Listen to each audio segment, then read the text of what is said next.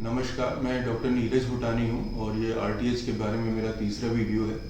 पहले दो वीडियोस में मैंने कुछ टेक्निकलिटीज़ शेयर की थी, पर उसके बाद तो काफ़ी लोगों को नॉलेज हो गई है इस बिल की टेक्निकलिटीज़ के बारे में, तो मैं एक विभिन्न पहलू शेयर कर रहा हूँ इस तीसरे वीडियो में। तो आज सोशल मीडिया पे भी कई पोस्ट आई और अखबार में भी खबर थी कि हमारे जो हेल्थ मिनिस्टर हैं और जो मिनिस्टर नामांकित किए हैं सरकार ने, उन्होंने कुछ ऐसा वक्तव्य दिया है कि जो डॉक्टर्स द्वारा आपत्तियां दर्ज की गई हैं, जो बिल की कुछ टेक्निकलिटीज़ हैं, वो अभी हम पूर्णतः समझ नहीं पा रहे हैं, तो हम इसका अधिकारियों के साथ विचार विमर्श करेंगे। तो इसमें मेरा मुद्दा ये नहीं है कि ये टेक्निकलिटीज़ बिल पारित होने से पहले क्यों नहीं डील हुई। ये हो सकता है टेक्निकलिटीज़ बाद में आई हो, ना किसी के शैक्षणिक योग्यता पे कोई सवाल है, पर मैं ये सोच रहा था कि ये जब चीज़ें हैं जो समझ नहीं आई टेक्निकलिटीज़, तो ये अधिकारियों से क्यों डिस्कस की जा रही है। इसके लिए एक डॉक्टर्स का पैनल क्यों नहीं बनाया जा रहा, क्योंकि हमारे राजस्थान में तो इतने सरकारी प्रतिष्ठित डॉक्टर हैं, इतने रिटायर्ड डॉक्टर हैं जिनका दुनिया भर में नाम है। हमारे पास में दिल्ली है, वहाँ इतने नामी गिरामी डॉक्टर हैं, तो उनका ही क्यों नहीं पैनल बना दिया जाता, ये अधिकारियों से क्यों डिस्कस कर रहे हैं। तो इसका जवाब ये मिलेगा कि साहब डॉक्टर तो जो है डॉक्टर के ही पक्ष की बात करेगा, तो उसकी हम कमेटी कैसे बना दें, क्योंकि इधर से भी वार्ताकार डॉक्टर है और उधर भी वार्ताकार डॉक्टर है, तो डॉक्टर के ही पक्ष की बात हो जाएगी, इसलिए तो अधिकारी डिस्कस करेंगे। तो बात आपकी बिल्कुल ठीक है कि डॉक्टर तो डॉक्टर के पक्ष की बात करेगा, पर मैं ये सोच रहा था कि जो हमारा हेल्थ मिनिस्टर है, जो हमारे चिकित्सा मंत्री हैं, वो डॉक्टर के पक्ष की बात क्यों नहीं करेंगे। जैसे आप उदाहरण लीजिए कि कोई भी व्यक्ति अगर इंडस्ट्री या कॉमर्स का मिनिस्टर बनता है, तो वो सबसे पहले क्या बोलता है कि मैं इंडस्ट्रियलिस्ट की मौज करा दूंगा। इंडस्ट्री में जितने लोग काम करते हैं उन सब की तनख्वाहें बढ़ जाएंगी, उनकी लिविंग कंडीशन बढ़ जाएगी, नई नई इंडस्ट्री आएंगी, मैं पूरे स्टेट को इंडस्ट्रियल फ्रेंडली बना दूंगा। और कॉमर्स वाला भी कुछ इसी प्रकार की बात करेगा।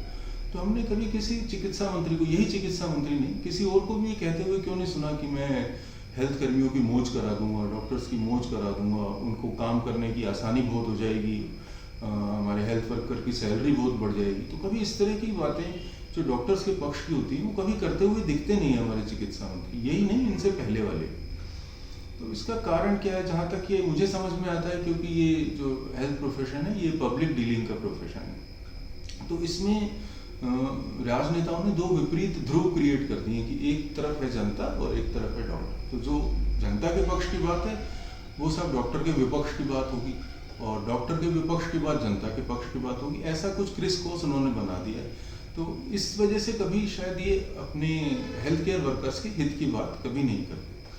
अब आप इसको एक सेना के उदाहरण से समझिए कि जैसे कोई सेना है, तो सेना का जनरल जो है कभी ये नहीं कहता कि मैं अपने सैनिकों को सबक सिखा दूंगा, इनका राशद रसद कम कर दूंगा, उनका मोरल डाउन नहीं करता।